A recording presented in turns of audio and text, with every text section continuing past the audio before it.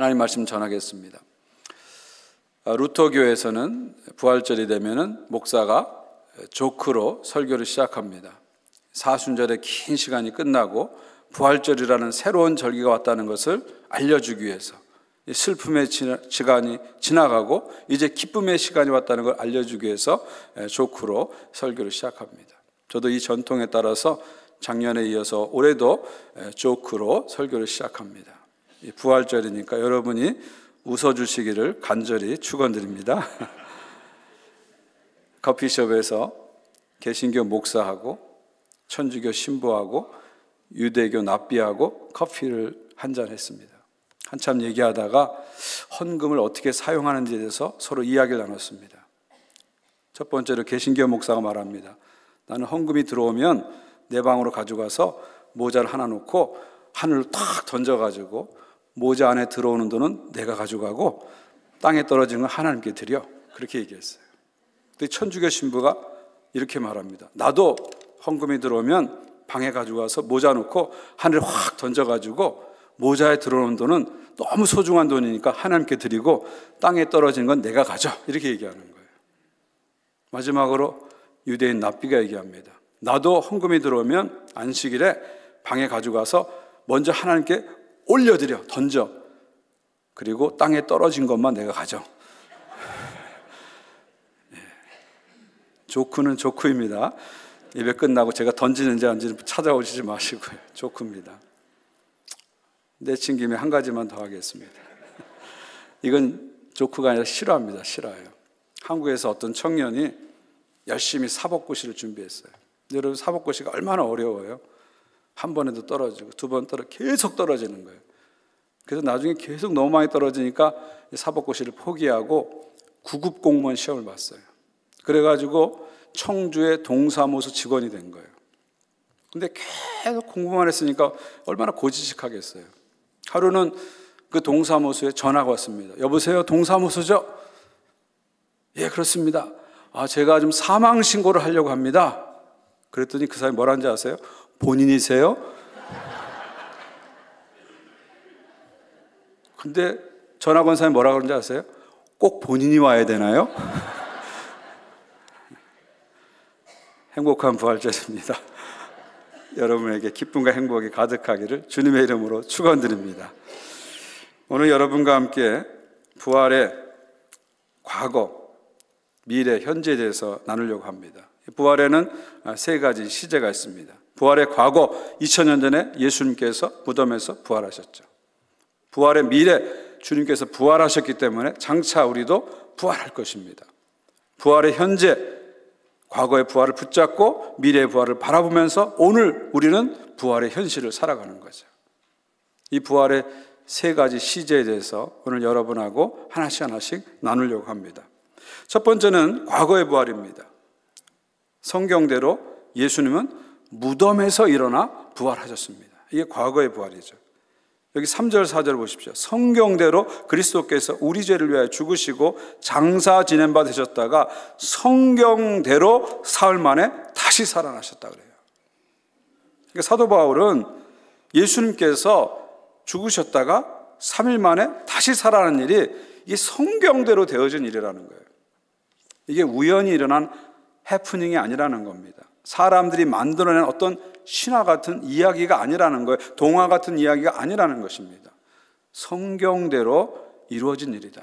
하나님께서 온 세상과 온 인류를 구원하시기 위해서 작정하신 일이 성경대로 이루어진 것이 예수님의 부활이다. 이렇게 얘기하죠. 특히 사도 바울은 여기서 예수님이 장사되었다. 이걸 강조하고 있습니다. 왜 이것을 강조할까요? 예수는 확실하게 죽었다는 거예요. 죽은 척 한 것이 아니라, 살짝 죽은 것이 아니라 완전히 죽으셔서 장례식까지 완전히 치르신 분이라는 걸 강조하는 거죠. 왜 이걸 강조할까요? 예수님의 부활은 그냥 인간이 만드는 이야기나 환상이 아니라는 겁니다.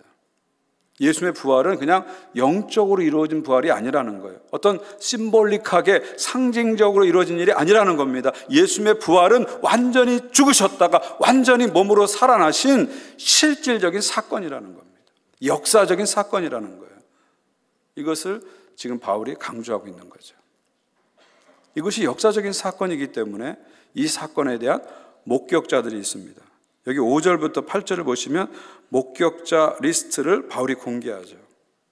첫 번째 게바, 베드로에게 보이셨고요. 두 번째 12제자에게 보이셨고, 그 다음에 500의 형제에게, 한 명, 두 명에 본 게 아니라 500명, 여기 있는 사람보다 더 많은 사람들에게 주님이 나타나셨어요.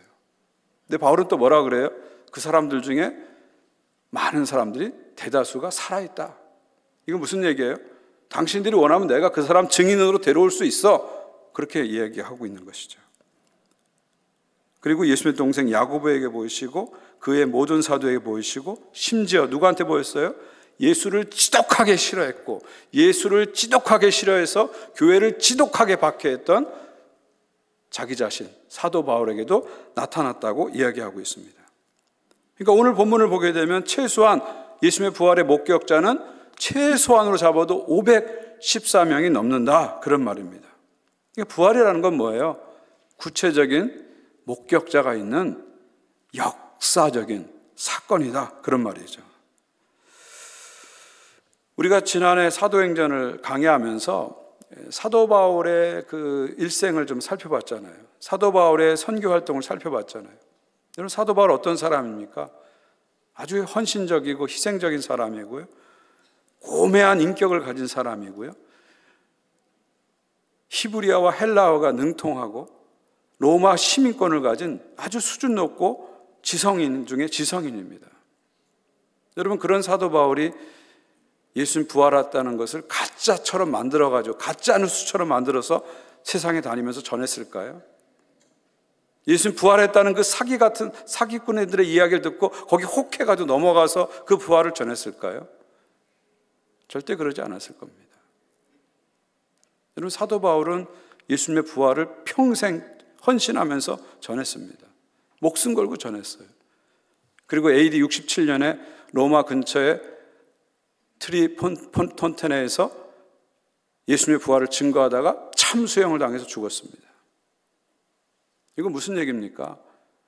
예수님의 부활을 그가 실제로 믿었고 보았기 때문에 목숨을 걸고 증거한 거죠.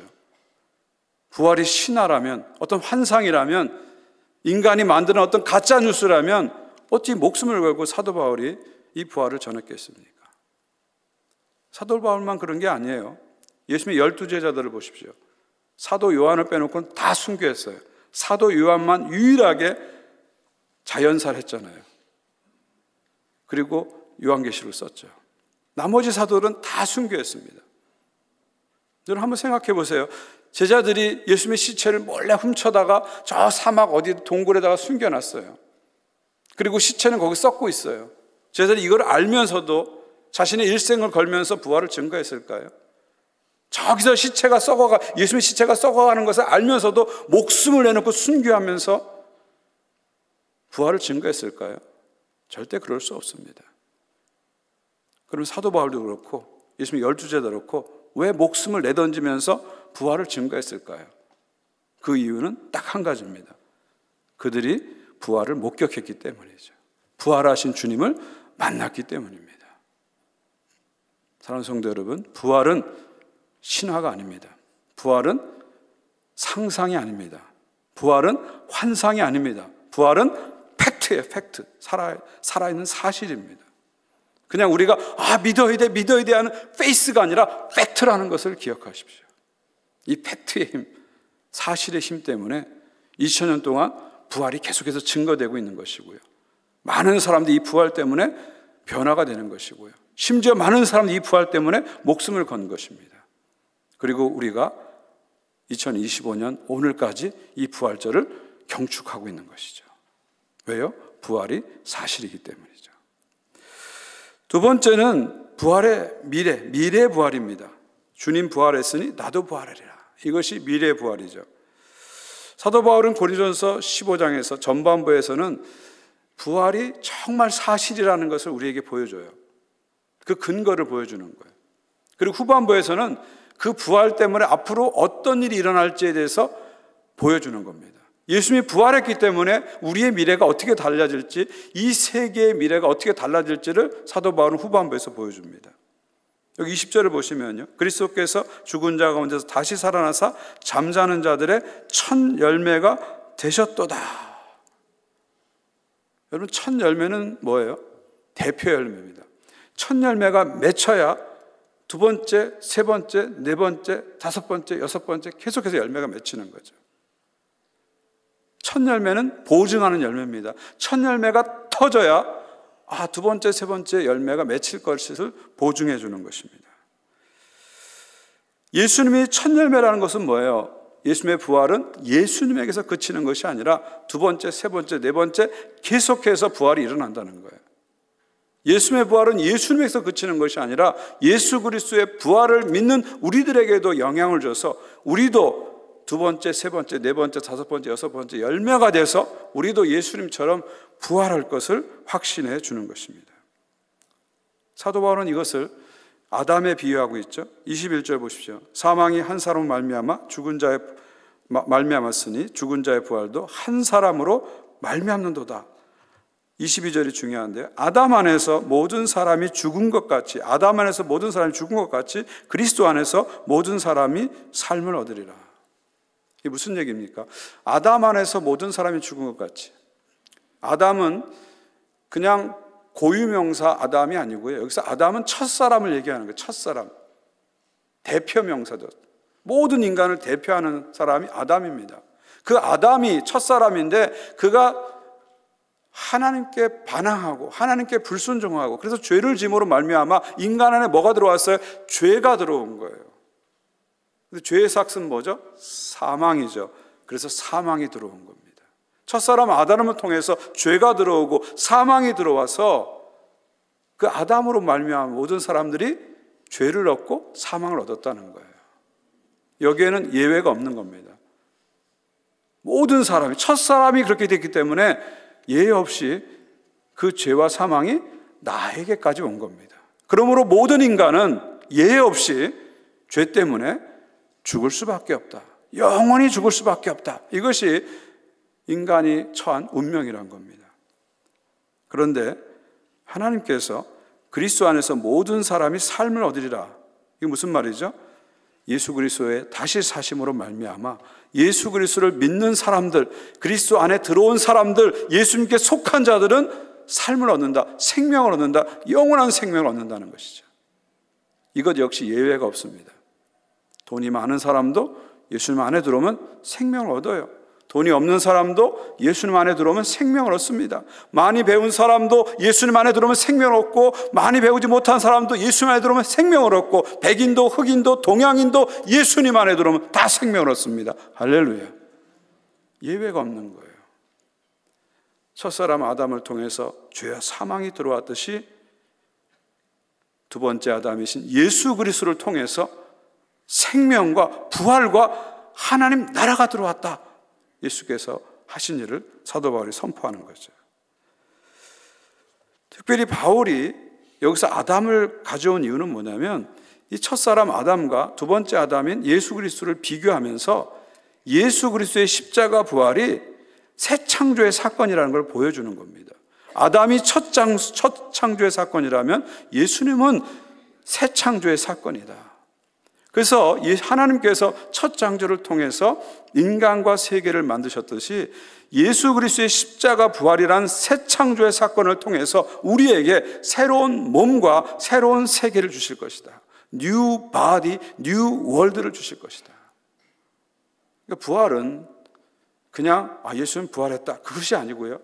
예수의 부활하심으로 우리에게도 장차 new body, 영광스러운 새 몸이 주어지고 뉴 월드, 완전히 다른 새 세상이 주어지는 거죠.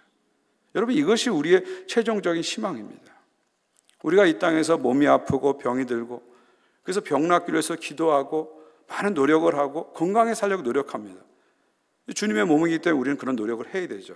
그러나 우리의 최종 희망은 여기서 건강하게 얼마나 오래오래 사는 것이 최종 희망이 아니라 예수께서 부활하신 그 부활의 몸을 입고 영광스러운 몸으로, 신령한 몸으로, 강한 몸으로 부활해서 새하늘과 새 땅에서 영원히 사는 것, 이것이 우리의 최종 희망이죠. 바로 예수님의 부활을 통해서 이것이 우리에게 가능하게 된 것이죠. 마지막 24절을 보십시오. 24절 다 함께 한번 읽을까요? 시작. 그 외에는 마지막이니 그가 모든 통치와 모든 권세와 능력을 멸하시고 나라를 아버지 하나님께 바칠 때라. 마지막에는 어떤 일이 일어납니까? 통치, 모든 통치와 모든 권세와 능력이 멸해진다. 예수께서 십자가에 죽으시고 부활하심으로 하나님 나라가 이미 승리했어요. 근데 이 땅에서 아직 하나님 나라가 완전히 승리하지는 않잖아요. 왜 그럴까요? 두 가지 이유 때문에 그래요. 끝까지 저항하는 사탄과 사탄 마귀와 끝까지 불순종하는 인간들 때문에 그렇습니다. 하나님의 통치가 이 땅에 완전히 이루어져야 되는데 이 통치에 저항하는 사탄 마귀와 이 통치에 순종하지 않은 인간들이 있기 때문에 그래요. 근데 예수님께서 이 땅에 다시 오셨을 때는 모든 권세와 모든 능력과 모든 권력을 다 멸하신다는 거예요. 다른 말로 하면 이제 더 이상 작동하지 못하게 만드신다는 거예요. 그리고 하나님 나라가 완전히 이루어지게 만드시는 거예요. 바로 그때 예수께서 그 나라를, 여기 나라가 헬라어로 바실레아인데 이게 바실레아가 왕국, 하나님 나라를 얘기합니다. 그 나라를 아버지께 바친다는 겁니다. 성자 예수께서 십자가에 죽으시고 부활하심으로 하나님 나라를 승리하셨고 이 땅에 다시 오심으로 하나님 나라를 완성하셔서 그 바실레아 하나님 나라를 성부 하나님께 바치시는 거예요. 하나님 나라가 완성되는 거죠. 인류 구원의 대하 드라마가 The End, 이제 끝나게 되는 겁니다. 하나님 나라의 위대한 교향곡이 피난해를 향해 가고 있는 것이죠. 그리고 세상에서 가장 위대한 기도, 주님의 기도가 응답되는 것입니다. 나라가 임하옵시고 뜻이 하늘에서 이룬 것 같이 땅에서 이루어지다. 이 위대한 기도가 응답되는 거죠. 이제 그 나라에 가면 우리는 더 이상 기도가 필요 없겠죠. 수고가 필요 없겠죠. 그 나라는 고통이 없습니다. 수고가 없습니다. 눈물이 없습니다. 죽음이 없습니다. 오직 하나님의 임재와 사랑과 능력만이 가득합니다. 바로 그곳에서 영광스러운 새 몸을 입고 새하늘과 새 땅, 뉴월드, 새로운 세계에서 보좌에 앉으신 하나님을 찬양하고 어린 양을 찬양하면서 우리는 영원히 끝나지 않은 잔치 속으로 들어가는 거죠. 네버 엔딩 파티 속으로 들어가는 것이죠. 이것이 바로 우리의 최종 미래입니다. 이것이 바로 미래의 부활입니다. 우리는 이것을 소망하고 이것을 바라보면서 오늘을 살아가는 것이죠. 마지막 세 번째는 현재의 부활입니다. 현재의 부활. 과거의 부활을 굳게 믿고 미래의 부활을 소망하면서 우리는 지금 여기서 오늘의 부활을 살아가는 거예요. 오늘의 부활을 살아가는 거죠. 부활을 믿는 사람들의 가장 큰 특징은 뭐냐면 두려움이 없다는 것이죠. 어떤 상황에서도 어떤 어려움 속에서도 두려움 없이 당당하게 담대하게 살아갑니다. 왜 그럴까요? 여기 55절 보십시오. 사망아 너희 승리가 어디 있느냐? 사망아 내가 쏘는 것이 어디 있느냐? 이 사망, 죽음은 우리가 가장 두려워하는 것이죠. 여러분, 우리가 가장 두려워하는 게 뭘까요? 죽는 거잖아요.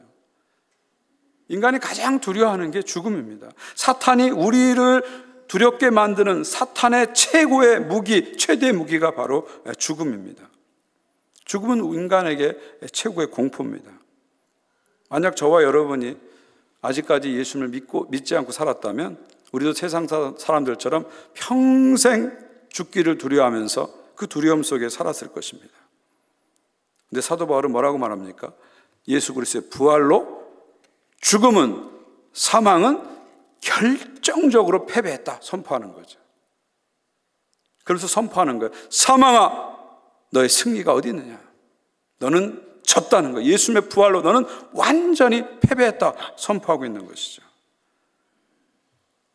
성도는요 가장 두려워하는 죽음을 이겼기 때문에 어떤 것도 이길 수 있는 것입니다. 여러분, 우리가 너무 어렵고 힘든 일을 당하면 가끔 어떤 얘기를 하죠? 어떻게 얘기해요? 에이, 죽기밖에 더 하겠어, 까짓 거. 이런 얘기 하잖아요. 이게 무슨 얘기예요? 우리가 생각하는 최악의 상황은 죽는 거예요. 근데 우리는 어떤 사람이냐면, 예수 믿는 사람은 어떤 사람이냐, 부활을 믿는 사람은 어떤 사람이냐면 최악의 상황을 이미 이긴 사람이에요. 최악의 상황을 이겼기 때문에 그 어떤 두려움도, 그 어떤 문제도, 그 어떤 상황도 우리를 두렵게 만들 수 없다는 거예요. 우리를 무너뜨릴 수 없다는 것입니다. 이것이 바로 우리가 가진 담대함입니다. 부활을 믿는 사람들의 담대함이에요.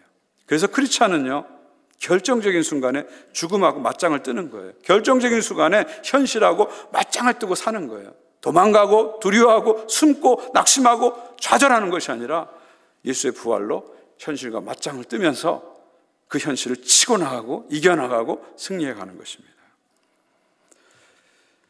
로마 제국 치하에서 세상 사람들이 이제 크리스찬들에게 별명을 붙여줬는데 그 별명 중에 하나가 뭐냐면 파라볼라노이입니다. 파라볼라노이. 그 뜻이 위험을 무릅쓴 자, 목숨을 건 자다, 그런 뜻이죠. 한번 따라 하시겠어요? 파라볼라노이. 다시 한번요. 파라볼라노이. 예, 이 파라볼라노이. 이 크리스찬들을 로마 사람들이 저 사람들은 파라볼라노이야, 파라볼라노이야 이렇게 별명을 붙여준 겁니다. 왜 이런 별명이 왔을까요? 크리스찬들이 로마 제국 치하에서 얼마나 극심한 박해를 받았습니까? 십자가에 거꾸로 달려 죽고 사자에 물어 뜯겨 죽고 화형을 당하고 얼마나 끔찍한 박해를 받았어요. 그럼에도 불구하고 크리스찬들이 예수님의 부활을 믿기 때문에 그 박해를 두려워하지 않고 부활을 증거했잖아요. 또 로마 제국 치하에서는 이 패스트라는 전염병이 수시로 찾아왔습니다. 그래서 얼마나 많은 사람이 죽었는지 몰라요. 로마 사람들은 패스트가 오면 두려워서 가족도 버리고 다 도망갑니다. 근데 크리스찬들은 패스트가 와도 환자들을 돌보고 사랑하는 사람의 장례를 예의 있게 다 치러줍니다. 이런 모습을 보면서 로마 사람들이 크리스찬을 가리켜 파라볼라노이, 위험을 무릅쓴 사람이야, 목숨을 걸고 사는 사람이야, 이런 별명을 가졌다는 것이죠. 받았다는 것이죠. 2022년 2월에 러시아가 우크라이나를 침공했습니다. 그래서 전쟁이 지금까지도 계속되고 있습니다. 물론 푸틴이 우리 부활절에는 싸우지 말자 해서 지금 잠깐 휴전을 하고 있는데 아마 전쟁이 계속될 것 같아요. 이 전쟁으로 인해서 많은 사람들이 죽고 많은 도시가 파괴되고 많은 사람들의 삶이 파괴됐습니다. 바로 그때 위험을 무릅쓰고 피난민을 도운 키이우 근처에 한 작은 교회가 있었습니다. 이 교회는 70명의 피난민을 받아서 교회가 수용을 했어요. 그리고 교회 지하실을 방공으로 사용해서 피난민들에게 음식도 주고 물도 주고 따뜻한 옷도 제공해 주었습니다. 이런 상황에서 전쟁 후에 처음으로 이들이 부활절을 맞이했대요. 2022년에 첫 부활절을 맞이했다고 합니다. 전기도 없고요, 물도 끊어진 상황입니다. 그 지하에서, 교회 지하실에서 촛불을 켜고 부활절 예배를 드렸습니다. 그때 이들이 부른 찬송이 바로 살아 계신 주라는 찬송이라고 합니다. 저 멀리서 포성 소리가 들려오고 총성 소리가 들려오는데 죽음의 그림자가 점점 가까우는데도 불구하고 그들은 그곳에서 피난민들과 함께 살아 계신 주를 찬양했다고 합니다. 살아 계신 주, 나의 참된 소망, 걱정 근심 전혀 없네. 사랑해 주, 내 갈 길 인도하니 내 모든 삶의 기쁨 늘 충만하네. 이 교회 목사님은 이렇게 말했다고 합니다. 전쟁은 죽음을 말하지만 우리는 부활을 노래합니다. 사랑하는 여러분, 이분들이야말로 진정한 파라볼라노입니다. 부활의 믿음으로 죽음을 이기고 두려움을 이기고 전쟁을 이긴 사람들입니다. 사랑하는 성도 여러분, 우리는 예수님의 부활을 믿습니다. 그래서 저와 여러분은 그냥 사람이 아니라 파라볼라노입니다. 우리는 파라볼라노입니다. 세상 속에서 그 어떤 것도 두려워하지 않은 파라볼라노입니다. 우리가 세상 속에서 우겨쌈을 당해도 우리는 파라볼라노이기 때문에 우겨쌈을 당하지 않습니다. 우리가 세상 속에서 답답한 일을 당해도 우리는 끝내 낙심하지 않습니다. 우리가 세상 속에서 거꾸로 틈을 당하여도 우리는 예수님의 부활을 믿기 때문에 결코 망하지 않습니다. 예수님의 부활을 믿고 예수님의 그 생명을 내 온몸에 품고 살기 때문에 우리는 어떤 상황 속에서도 당당하게 담대하게 살아가는 것이죠. 오늘은 부활절입니다. 내일도 부활절입니다. 예수님 오시기 전까지 모든 날들은 다 부활절입니다. 날마다 예수의 부활의 능력을 믿고 부활의 현실을, 부활의 오늘을 살아가시는 여러분 모두가 되시기를 주님의 이름으로 축원드립니다. 부활의 능력과 부활의 기쁨이 여러분과 여러분의 가정에 가득하시기를 주 예수 그리스도의 이름으로 축원드립니다.